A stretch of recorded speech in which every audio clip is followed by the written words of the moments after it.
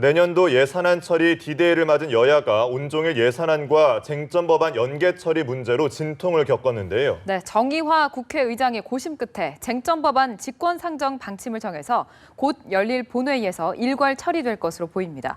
국회 취재기자 연결합니다. 이경희 기자. 네, 정의화 국회의장이 잠시 뒤로 예정된 본회의에서 밤샘 협상으로 여야가 합의한 쟁점 법안을 직권상정하는 것으로 결심을 굳혔습니다. 정 의장은 여야 지도부와 회동을 재개하고 이 같은 방침을 전달했는데요.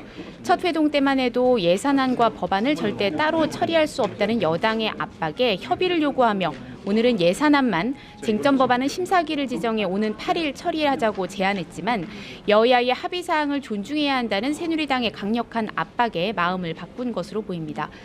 새정치연합은 의원총회를 소집해 합의한 법안 내용과 예산안 협상 결과를 설명하며 추인 여부를 논의했는데요. 결국 5개 법안 직권상정 결정을 추인하기로 하면서 예산안과 함께 법안도 처리가 가능하게 됐습니다. 앞서 여야는 오늘 새벽 관광진흥법 등 5개의 법안을 오늘 국회 본회의에서 예산안과 함께 처리하기로 합의했지만 새정치연합 소속 이상민 국회 법제사법위원장과 해당 상임위의 야당 소속 의원들이 법안 처리에 반발하면서 본회의가 계속 열리지 못했습니다.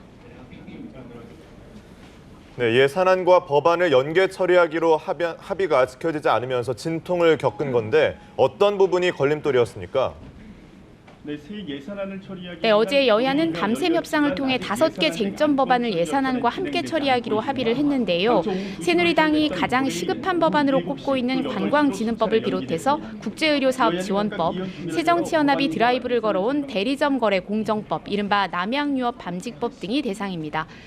야당이 가장 반대를 했던 법안은 학교 주변에 호텔 설립을 허가하는 관광진흥법입니다. 정화구역을 넓히고 유해시설을 운영하다 한 번만 적발돼도 바로 문을 닫게 하는 등 단서를 달았음에도 당내 반발이 컸는데요. 야당이 끝까지 법안 문제를 물고 늘어진 것은 누리과정과 광주 아시아문화전당 지원 예산 등 야당이 요구하는 예산안이 반영되지 않은 것과 무관치 않아 보입니다. 일단 여야는 협상을 통해 누리과정 예산안은 학교 환경 개선비 등 우회 지원을 통해 3천억 원 정도를 지원하고 한 푼도 편성되지 않았던 아시아 문화전당 지원 예산도 일부 지원하는 수준에서 합의를 한 것으로 전해지고 있습니다. 내년 예산안도 386조 4천억 원으로 정부안보다 3천억 원 순삭감하는 선에서 잠정 합의안을 마련한 것으로 알려졌습니다. 지금까지 국회에서 전해드렸습니다.